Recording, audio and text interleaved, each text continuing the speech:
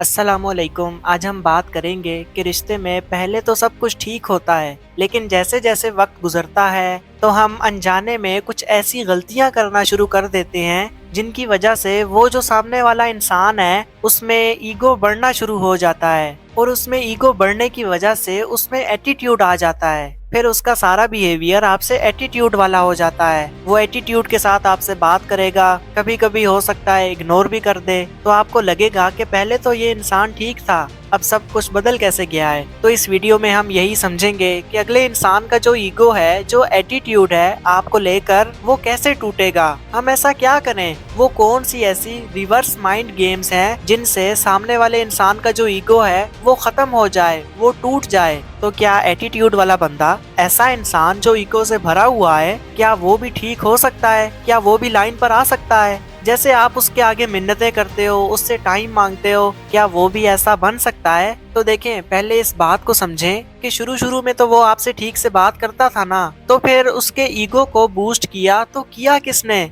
इस चीज को थोड़ा डीपली देखें कि कहीं इसके पीछे आपकी तो कोई मिस्टेक नहीं है। अब एक इंसान है, वो अपने बॉस के सामने तो ईगो नहीं दिखाता, वो अपने फैमिली मेंबर्स को तो ईगो नहीं दिखाता, लेकिन आपको दिखा रहा है। मतलब वो और लोगों के आगे तो झुक रहा है, वहाँ तो वो ठीक है, लेकिन आपको वो एटीट्यूड दिखा रहा है। तो इट्स मीन कि प्रॉब्लम आपकी साइड पर है, उस साइड पर नहीं है। आपने अपने आप को उसके सामने प्रेजेंट ऐसे किया है, शो ही ऐसे करवाया है। वो बाकियों को तो टाइम देता है और 10 लोगों को एटीट्यूड नहीं दिखाता, आपको दिखाता है। आपको इग्नोर करता है, लेट जवाब देता है, या डिफरेंट और भी चीजें करता है जो आप फेस कर रहे हैं। मतलब उसको आपके सामने ये लगता है कि मैं पता नहीं क्या हूँ। तो ऐसा किस वजह से हुआ? हमसे ऐसी कौन सी मिस्टेक हुई? हम तो बिल्कुल ठीक बात करते हैं, उसको टाइम देते हैं, उसको बहुत स्पेशल फील करवाते हैं, तो फिर प्रॉब्लम कैसे बनी? तो देखें, ऐसा इस वजह से होता है कि जब आप कहीं ना कहीं उस इंसान की ना इमोशनल नीड को फुलफिल कर देते हैं और उसको लगने लगता है कि अब मुझे आपकी जरूरत नहीं है।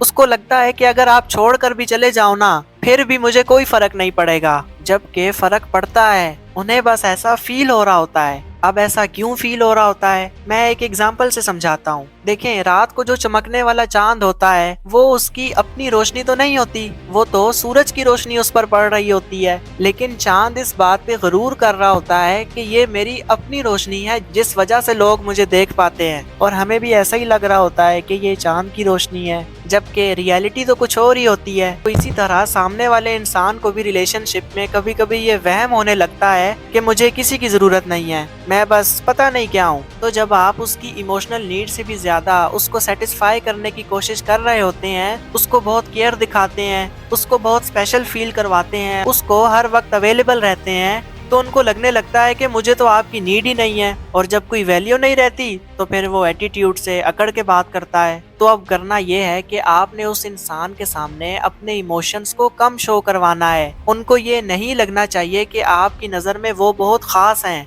हमेशा उनको खुश करने के लिए हाँ ना बोल दें, कभी कभी इनकार भी कर दिया करें। इससे अगले इंसान का जो ईगो लेवल है वो डाउन होना शुरू हो जाएगा। और दूसरी गलती जो हम करते हैं कि उस इंसान के सामने अपनी सारी कमजोरियां रख देते हैं कि हम तो आपके बगैर रह ही नहीं सकते, आप नहीं होंगे तो पता नहीं हमारा क्या होगा। इससे होता क्या है कि वो इंसान हमें फिर कमजोर समझना शुरू कर देता है। जब आप किसी को अपनी वीकनेसेस थमा देते हैं ना, तो उसके अंदर नेचुरली एक घमंड सा आना शुरू हो जाता है। उसको लगता है कि ये इंसान तो मेरे हाथों मजबूर है, तो फिर वो डेफिनेटली आपसे एटीट्यूड में बात करता है, आपको ईगो दिखाता है। तो वो जो रोना है, मिन्नतें करना है, वो सारी चीजें एक साइड पर रख दें। क्योंकि रिलेशन में जब कोई हमारे साथ ऐसा कर रहा होता है ना, तो हम बहुत इमोशनली वीक बन जाते हैं, अपने आप को कमतर समझना शुरू कर देते हैं। हमें लगता है कि वो इंसान स्मार्ट है, हमसे कहीं ज्यादा बेस्ट है। अगर आप खुद के बारे में ऐसा सोचते हैं, ऐसा महसूस करते हैं, तो इससे होगा क्या कि फिर आप उस इंसान को सही से डील नहीं कर पाएंगे, कॉन्फिडेंस के साथ कोई स्टैंड नहीं ले पाएंगे, हमेशा उनके सामने कमजोर रहकर ही चीजें डील करेंगे। आपका बात करना,